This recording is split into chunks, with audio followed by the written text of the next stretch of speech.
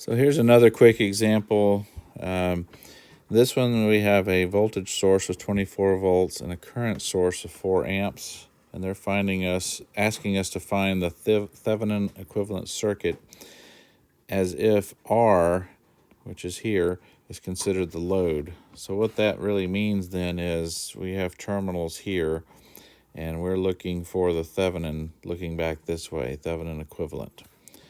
So let's look at how we might go about this.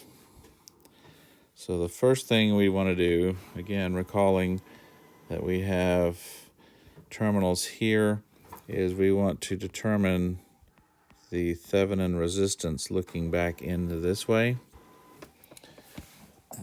And so when we do that, we recall that we open circuit all current sources and we short circuit all voltage sources.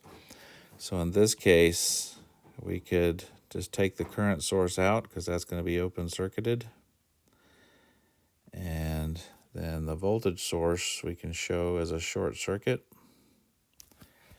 So we can do that really quickly like this. And so now we can actually just remove this for clarity too. It's like this load's not here because that's not going to be part of our Thevenin equivalent. So that can be gone. So now we're just looking back in to this equation. It should be clear from this that these two resistors, the 3 and the 6, are in parallel. And then they're in series with the 4 ohm. So if we were going to calculate that, our Thevenin equivalent would be 4 plus 6 in parallel with 3. And so we can rewrite that then as 4 plus 6 times 3 over 6 plus 3. And when we calculate that out, it should come to 6 ohms. So our Thevenin resistance is 6 ohms. So that's half of what we need. So if we go back to our original circuit now, we need, again, we can treat this as if it's not here. Again, that's not part of the circuit that we're trying to find the Thevenin equivalent for. But we can say that these are our terminals here. And so now we need to determine what is this open circuit voltage across these terminals. And so what that really is going to be the voltage from this point to that point, right? And so when we figure that, we know that the voltage, we know that this 4 amps is also going to has to go through this 4 ohm resistor. It's the only path there is. So the voltage drop across the 4 ohm resistor is just going to be 4 amps times 4 ohms, which would be 16 volts. So that is the voltage drop across this guy.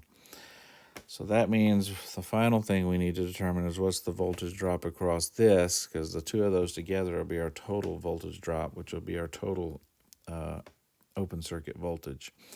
Well, in this case, the voltage across the 3 ohm resistor is simply a voltage divider, right? If you look right here, that's just a voltage divider circuit. And so we can write that then as 24 volts, which that's our source, times 3, which is just a common equation for a voltage divider, over the total ohms that the current goes through. So that's 3 plus 6. And so that should come out to 8 volts.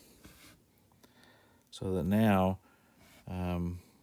we can write our VOC is equal to our voltage of the 4 ohm resistor plus the voltage across the 3 ohm resistor.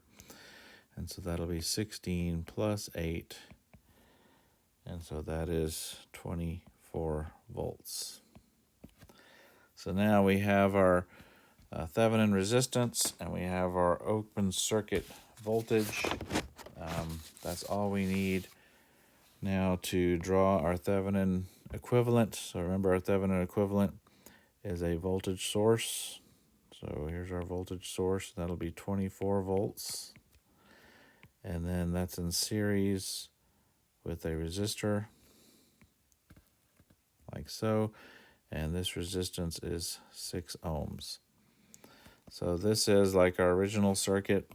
So if we reset this up here, then we could, to make it exactly like it was before, reattach this unknown R here at those terminals. So this is your Thevenin equivalent circuit to the left of this line.